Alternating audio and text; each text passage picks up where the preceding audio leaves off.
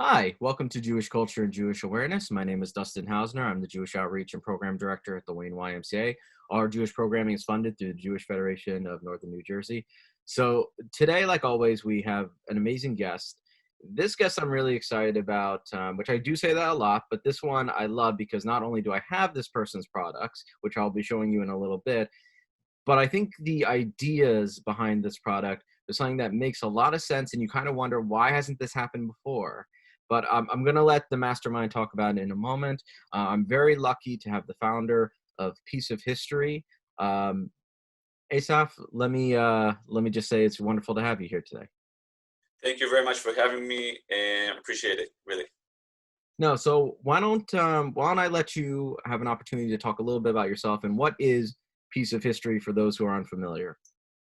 All right, I'll start from the end. Piece of History is a contemporary Israeli and Jewish gift store or gift studio. We design, manufacture Jewish and Israeli gifts, but in more contemporary sense. Like, if I can say it fluently, like cool Jewish merchandise and similar stuff to that, including figurines, T-shirts, prints, and etc. And back to me, if it's interested you about myself, my name is Asaf, as you mentioned. I'm 36 years old, father for two small children, happily married and live near Tel Aviv. And I studied actually economics and political science, and really love history, economics, and social science in general. But I felt I have a bigger destiny than being a social or how do you say, economic person. I always wanted to design in souvenirs. I don't know why, but souvenir shops and gift shops always intrigued me. And my family and I used to travel a lot, especially to the US. And the gift shops are like the colorful and the way that each state or each country in the world take its own original folklore and culture to this little small stuff that you can buy, not very expensive, and there is no really, and you can't do a lot of things with souvenirs except from putting it on the table or on the shelf. So this always fascinated me, and I decided while I studied in Jerusalem in the Hebrew University that I want to make something else and to be a souvenir designer. And then I started Piece of History Studios. So this is in short story. No, but it's interesting because I always laugh as someone who lives in New York State. You know, anytime you go to New York City, it's always, you go to the gift shops and it's always the same, like tchotchkes and things. It's the Statue of Liberty, it's the Bald Eagle. And if you travel around the world, as you mentioned, if you go to certain markets, it's always basically the same thing, but just like styled a little differently. What's interesting. Exactly. So in Israel, it was even worse than in the United States, that you can see the Statue of Liberty in all the gift shops in Israel, in New York, for example. Yeah. When I studied in the Hebrew University in Jerusalem, of course, all the souvenir shops, like deposited, how do you say it? Like showcase. Yeah. To everybody the same type of product. It's like the old Israeli camels and like desert camels, Hamsa hands, and a lot of Judaica. So it was pretty conservative and really not into Israel, the startup nation of 2008, while I studied in Jerusalem. So then I realized you can do other things. This is not Israel that I know. I don't see camels on the streets run all the time. Yeah, I see a lot of colors, desert, as in it's not just religion and Judaica and Hamsat and Hamsahan and stuff like that. It's a lot more than this. So it frustrated me that people from outside of Israel come to Israel and this is what they see in the gift shops. So this is not Israel. It's something bigger than that and more colorful than that. So I'll dive in a little bit because again, I've seen the same thing in New York and other places, but what draw me to what you do, what I think is interesting, is in many ways your products very much celebrate Israel, like not just Judaica, as you mentioned. Like, I mean, goodness knows if anyone who's ever been to Israel, the million Hamzas with the eyes, you know, you get the camels, you get the same kind of traditional things. But what's interesting about your work, and I'm going to show kind of two quick examples, is you have these beautiful, emblem pins. One of my personal favorites is you have the little Torah, which I've never seen before, which is lovely. But also what you do, and I think you do a couple of different things with this, is you celebrate like actual Israeli figures, like the founders and the philosophers. Like, in other words, here you have a Golda Meir, and you have a, Yeah. yeah, I mean, like, look, you have like a whole set that's literally the founders. Then you have two military people, if I recall correctly, and then you recently launched one which is different poets that Right. you do. I'm very curious why you decided to do this, but as I mentioned in the beginning, it makes so much sense, but I've never seen it before. So I'm very curious why you decide to approach your products in doing something like this. So, regarding what you mentioned in the last, so I think if it wasn't me, someone else for sure was be doing this today, like for sure. I had lucky, I don't know, and I was the first, but it gone like the figurines world is huge. Like you can find in the United States Obama figures and Trump figures and politicians and bobbleheads. So I didn't invent it. I just took the idea and made localization of this theme. So, side story: my mother has a huge collection in her house of all kind of figures, like like pop figures. You know, pop figures, right? Pop figures and collectibles and very rare things and like art toys, as they call it today, from designer toys and stuff like this. So I pretty much grew in this world, and while I've traveled in the US, I was able to see it also in the gift shops and more like museum gift shops that are more contemporary and modern than the street gift shops. Yeah. So this influenced me a lot, and so it was, and the narrative, the Israeli and Zionist narrative and history are so strong and interesting. So it's just like, it was like taking a comics book, a great Marvel movie, and when they have a lot of merchandise and superheroes, so it was pretty obvious, just we have a cool story. If it's politicians and like the nation's great heroes, like I did, our poets, how this nation grew up. So it's very interesting, and it was pretty obvious to let's take these heroes, I can say, because they're not like superheroes, they're human beings, and make like merchandise as you see Marvel comics, like in NFL, it's pretty the same, but a bit different. So what I like about it is obviously you're nonpartisan. You do a bunch of different founders with many different philosophies who each offered something different to the founding of Israel. You have the figures like I showed us a few moments ago. You have posters. You have T-shirts. I'm curious, as you mentioned, obviously there's a great story of the founding of Israel. I'm curious, why did you want to start with the prime ministers or the founders? I'll rephrase it, and then like I said, you've expanded it to poets and soldiers, and I'm sure you have other ideas, but I'm curious, is there a methodology to the expansion, or is it kind of things that you have found interesting about the Israel Zionist stories and you decide, hey, I want to make figures of these? It's pretty much this one. Like it was, yes, I want to make figures of this, but why I've started with the politicians or the statesmen that founded Israel, because they are like David Ben Gurion, Golda Meir, Moshe Dayan, Menachem Begin. Today, not in their days, but today they are pretty consensus about their actions, their positive actions. Of course, there are a lot of negative because we are Jewish and Israeli. There was no one perfect here, and to take them, I knew there will be a demand for these kind of items. So I started with the most common and consensus people everybody know, even in their appearance. But everybody know how Ben Gurion looks like. Everybody know how Golda, Menachem Begin, Moshe Dayan looks like. And then I saw there is a demand and people want even more. So it was like organic evolution to make other figures in other sections and themes, also in the same concept of Jewish and Israel folklore, history, Zionism, but the people don't really know how they look like. Like when we even Jabotinsky, not a lot of people in Israel will recognize his photo today. So it maybe sounds weird, but you can like go to in the street to show a picture of Jabotinsky today.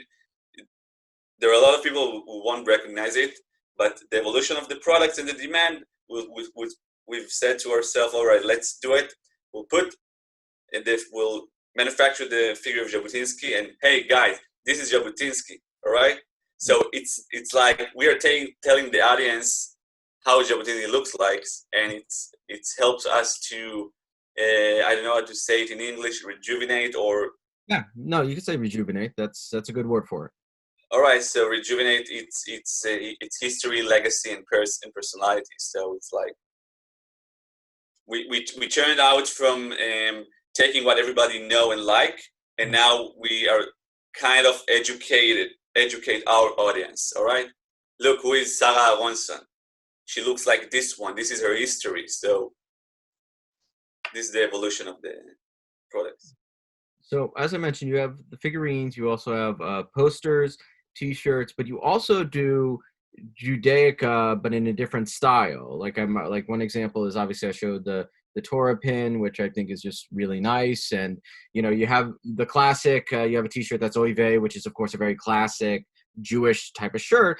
But you also have like a funny shofar shirt. You've done Judaica, but in a slightly more, I guess, modern way, I guess is a way of putting it. So I'm curious, while you're doing the historical stuff, you also are doing Judaica stuff. So I'm curious, was the Judaica stuff similar in the sense that you just thought there was a demand for it, or like you thought of something and it's like, oh, I wish it would look more different, and you decided to just go for it? I'm curious what. I think it's more, I don't know how to say, complex. I think the product of Piece of History is exactly kind of microcosmos of Israel. So it's about, you can't today, and in the past, you can't detach, I can say it. Yeah. You can't detach today Israel from Judaism, all right? You can't, okay? We are trying to be secular, I think. Secular, it's like, all right? Not religion. Right. No, it's perfect. So, but it's like it's a pot of everything combined and mixed. So it's Judaism. So we have a little bit of Judaica, like you say, the shofar or the stone tablets. So it combined with the Zionism that it's not religious. All right, it's not about religion, but you can't really detach and disconnect it from each other. So our product is also a bit of Judaica, Zionism, Israel, and a bit of Yiddish, of course, like the Oive, and we have like this cool mugs set, if you saw on the website, like of Yiddish words. It's all combined together because you can't really disconnect it. You can do just Israel history without touching Judaism. You can't do it. So right now, you obviously sell the products in Israel where you're now, and you do send these overseas to the United States. Have you found that there's been a big international market for your products, or has it mostly been Israel and United States so far? What's it look like so far? So it's the local market is the strongest one. Mm-hmm. And there is a strong market also in the United States and Canada. Mm-hmm. So it's not surprising because the majority of Jews live there. But I was surprised during Piece of History exists in this way or another in the past 10 years. So in the beginning, most of the clients were from the United States and Canada. And today it's the opposite. Most of the clients are in Israel, and people from the United States and Canada, I think less and less purchase. Maybe I don't know, maybe my statistics are not accurate, like from what I'm going to say, but it seems like they're less into Zionism and Israel as a story, and more they buy more the Yiddish stuff and Jewish stuff than the Israeli one. So I think I saw the evolution during the past 10 years, and I thought to myself, if it's like a symbol of what's happening between the United States and Israel, maybe there is the we are getting import or something like that. But it's like e-commerce statistics, so don't take it from as a fact. No, I mean, it like I said, you've grown the line, so clearly business is doing well enough where you're expanding in certain areas, which is great. I'm curious, do you have anything that you're working on now? I mean, I know with COVID and everything, I think everyone has gotten a little bit, put in their place and trying to figure out what they want to do. But I know you launched 2 new lines of the figures. Again, I saw a couple new posters, if I recall correctly. Is there future projects we should be looking for? Yeah, of course. We started exactly half a year ago with manufacturing limited edition small statues of prominent Israeli statues that you see, that everybody knows. Mm-hmm. So we started with the flying camel statue that was built in 1932. It was part of the Levant Fair that before Israeli established in 1948. In 1932, it was really like a fair that everybody came to Israel to see the local market. Mm-hmm. So it was pretty prominent statue and the symbol of the fair, the flying camel. It was camel with wings. So it was limited edition statue we manufactured a year ago, and we are going to keep with this series.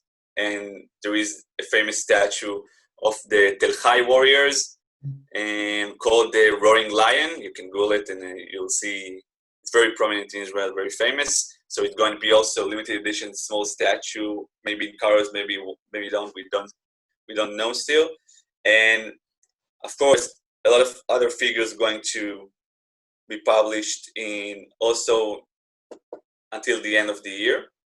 And in the next year, we are going to keep with the figurines launch, including biblical figures, a series of biblical figures, and the challenge in making biblical figures is that we don't want it to look like and connected with the natives. You have in the US like Christian native figures, nativity.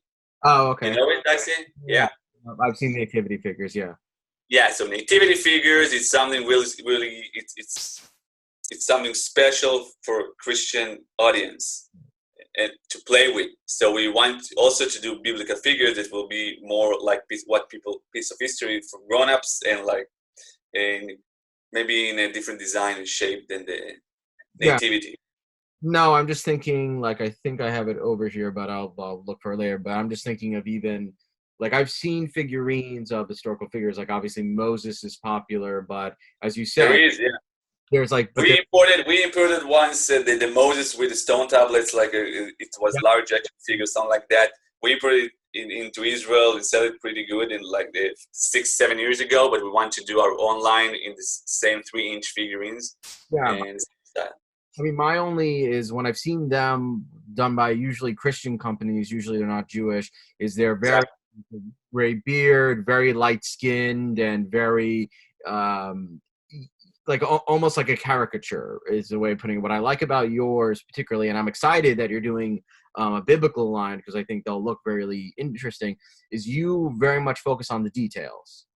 You try and make them look as much as the figures as possible. So I'm very curious to see when you go the biblical line, what their features are going to look like and what approach you do with them, because you do take care with the figures of those little things that make them pop. So I'm really curious to see. And also, and without a real image of Moses, we will need to. It's a challenge, but I think it will be a great series, and maybe it will open our audience also for non-Jewish audience. It's not the main purpose, but why not? So if I may ask, and I know you're still working on it, you have Moses. Is there any other figures you can tell us as of right now that you're working on? for the biblical? Yeah, of course. I can tell you right now that in the end of December, or mid-December this year, Levi Eshkol and Shamir, Okay. the two prime ministers, are going to be also available for purchase. And this is the next two figures. Mhm. Alongside the Roaring Lion statue that I talked about as a limited edition statue. And this is what's coming up in the next 2 months. Okay. And except from the biblical, there are a lot of figures on the way for 2021 we are going to launch. So it's going to be a very festive year, I hope. No, look, I love to hear when someone's like ambitious and they have all these different ideas.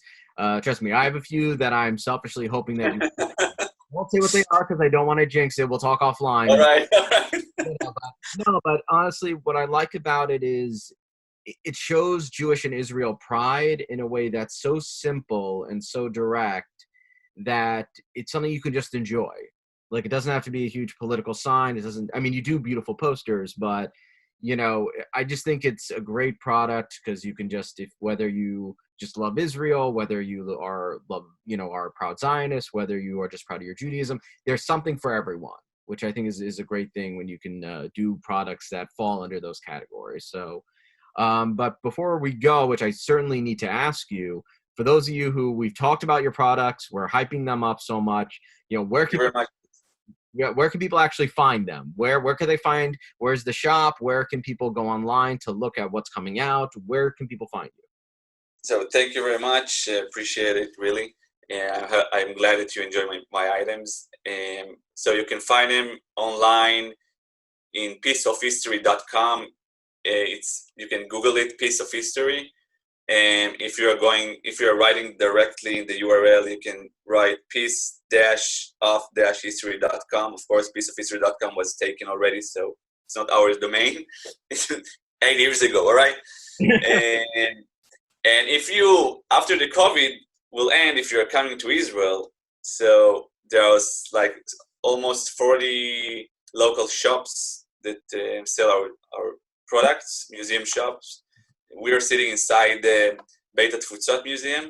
Okay. Great. That is located inside the Tel Aviv University. And that's it. If you watch this video from Israel, you can just click Piece of History COIL without the dashes, and you will get into the website. Awesome. Well, Asaf, I want to thank you so much for taking the time to speak with me and, again, talking about your products. I showed a few that I happen to have, but I encourage you to go online, check them out for yourself. If they're up your alley, go for it. If not, please share them because, again, I think it's wonderful to be able to promote, Israel, Zionism, Judaism, just a lot of wonderful different things that you can enjoy. So for everyone who's watching, I want to say I hope you stay safe and stay healthy. Asaf, thank you so much for joining us today. Thank you, Dustin. Really, really appreciate it. I enjoy to be here, and thank you very much. Absolutely. Have a wonderful day today.